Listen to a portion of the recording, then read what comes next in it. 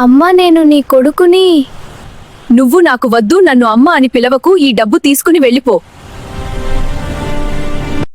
ధనవంతుల కుటుంబానికి చెందిన సౌమ్య అనే యువతి ప్రతి ఉదయం తన భర్త మధుసూదన్తో కలిసి లగ్జరీ కార్లో నగర రద్దీ రోడ్ల మీదుగా ఆఫీస్కు వెళ్తుంది. ఇతరులకు ట్రాఫిక్ ఒక ఇబ్బంది అయితే వారికది కేవలం ఒక రొటీన్ అడ్డంకి మాత్రమే. అయితే రెడ్ సిగ్నల్ వద్ద కారు ఆగిన ప్రతిసారి ఒక హృదయస్పర్శీయ దృశ్యం కనిపిస్తుంది. చిన్న పిల్లలు కారు అద్దాల దగ్గరికి వచ్చి ఏదో ఒకటి అమ్ముతారు లేదా సహాయం కోరుతారు. వీరిలో ఒకడు కిరణ్. వయసు 10 లేదా 11 సంవత్సరాల మధ్య ఉంటుంది. అతడి మాటలు మధురమైనవి. కొన్ని రోజులు బెలూన్స్, మరికొన్ని రోజులు పాత పుస్తకాలు, ఇంకొన్ని రోజులు రంగురంగుల పుష్పాలు పట్టుకుని వస్తాడు. అతడి మాటలు వినగానే హృదయం కరిగిపోతుంది. ఒకరోజు అతడు అద్దం దగ్గరికి వచ్చి, మేడం, మీరు బెలూన్స్ తీసుకోండి, మీ పిల్లలు చాలా ఆనందిస్తారు వాటిని చూసి అన్నాడు. అప్పుడు సౌమ్య నవ్వుతూ, నేను దీన్ని తీసుకొని ఏం చేస్తాను, నా పిల్లలకు లేరు కదా అంది. అప్పుడు అమాయకంగా కిరణ్ చెప్పాడు, అయినా సరే మీరు తీసుకోండి, ఎందుకంటే ఉదయం నుంచి నేను ఒక్కటి కూడా అమ్మలేదు అని. ఆ మాటలు సౌమ్య హృదయాన్ని తాకాయి. ఆమె 2 బెలూన్స్ కొని కారుని ముందుకు సాగింది. కొన్ని రోజుల తర్వాత అదే సిగ్నల్ వద్ద కిరణ్ చేతిలో పుస్తకాలు. ఏమిటి బాబు, ఈ రోజు నువ్వు బెలూన్స్ అమ్మడం లేదా అడిగింది సౌమ్య. అప్పుడతడు చెప్పాడు, మేడం, బెలూన్స్ పగిలిపోతున్నాయి, నష్టం వస్తుంది, ఈరోజు ఈ పుస్తకం తీసుకోండి, కేవలం 50 రూపాయలే అన్నాడు. అవసరం లేకపోయినా సౌమ్య పుస్తకం కొన్నది. క్రమేణా వారి మధ్య ఒక అదృశ్య బంధం ఏర్పడింది. ప్రతిసారి సౌమ్య అతని నుంచి ఏదో ఒక వస్తువు కొంటూ మరికొన్ని నోట్లు అతని చేతిలో జారవిడ్చేది. కిరణ్ అమాయకపు నవ్వు ఆమె మనసులో ఒక శాంతిని నింపేది. కానీ ఒకరోజు అదే సిగ్నల్ వద్ద కిరణ్ కనిపించలేదు. సౌమ్య ఆందోళనతో అద్దం బయటకు చూస్తూ ఉంది. హృదయం ఏదో అపశకునం చెబుతుంది. అప్పుడు మరికొంతమంది పిల్లలు పరిగెత్తుకుని వచ్చారు. మేడం, మీరు కిరణ్ను వెతుకుతున్నారా అని. అప్పుడు సౌమ్య అవును అన్నది. అతడెక్కడా అడిగింది.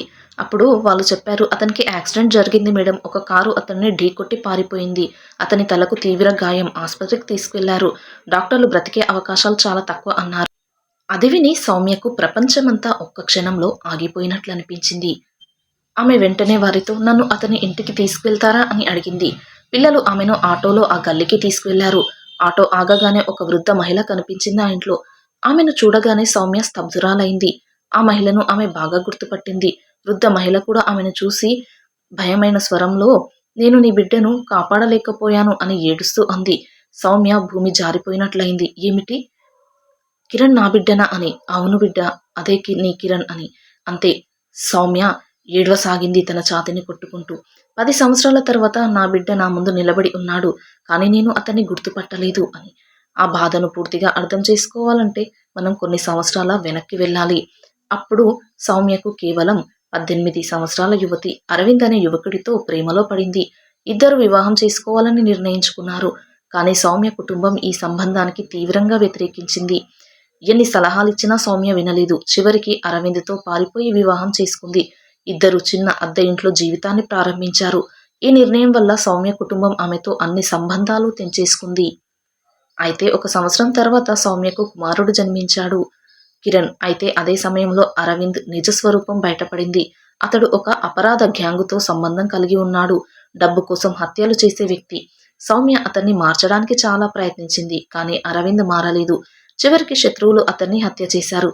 సౌమ్య ఒక్కసారిగా ఒంటరి అయిపోయింది. ఇల్లు లేదు, ఆధారం లేదు, అమ్మ ఇంటికి వెళ్లే అవకాశం లేదు.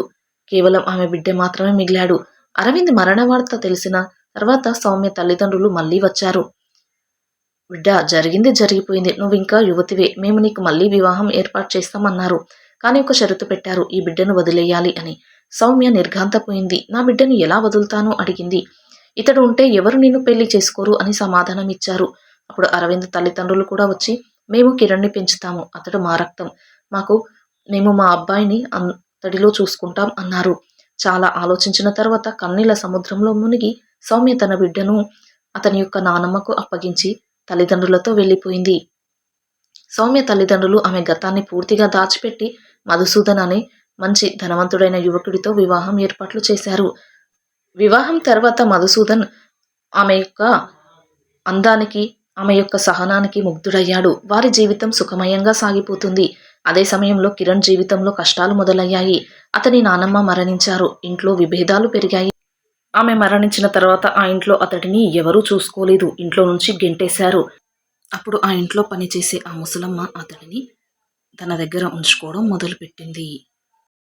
అలా కిరణ్ 10 సంవత్సరాల వయసులో సిగ్నల్ వద్ద వస్తువులు అమ్మడం ప్రారంభించాడు. భిక్ష కాదు, చిన్న వ్యాపారం అని నమ్మి.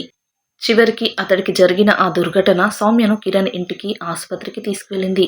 కిరణ్ ప్రాణాపాయ స్థితిలో ఉన్నాడు. 3 రోజుల తర్వాత అతడు స్పృహలోకి వచ్చాడు. సౌమ్య అతని పక్కన కూర్చొని, బాబు నేను మీ అమ్మను అని చెప్పి ఆలింగనం చేసుకుంది. సంవత్సరాల బాధ, అపరాధ భావం, ప్రేమ అన్నీ కన్నీళ్లుగా కరిగిపోయాయి. మధుసూదన్కు సత్యం తెలిసింది. మొదట కోపం, ఆ తర్వాత ఆలోచన. చివరికి అతడు తన కుటుంబంతో కలిసి వచ్చి, మనందరం కలిసి ఉందాం, జరిగిందేదో జరిగిపోయింది అని చెప్పాడు. విడిపోయిన కుటుంబం మళ్ళీ ఐక్యమైంది. కిరణ్కు తమ్ముడు, చెల్లెలు పుట్టారు. ఇప్పుడు వారంతా సుఖ సంతోషాలతో జీవిస్తున్నారు. ప్రేమ పేరిట తల్లిదండ్రులను, కుటుంబ గౌరవాన్ని విడిచిపెట్టి నిర్ణయాలు తీసుకోవడం తప్పు. ఓర్పు, బాధ్యతలతో జీవితాన్ని నడిపిస్తే, ప్రేమ పెళ్లిళ్ళు చేసుకోకుండా తల్లిదండ్రులు చెప్పినట్టుగా విని జీవిస్తూ ఉంటే ఇటువంటి కష్టాలు రాకుండా ఉంటాయి. కాదంటారా? వీడియో నచ్చితే ప్లీజ్ లైక్ చేసి సబ్స్క్రైబ్ చేసుకోండి. Thanks for watching.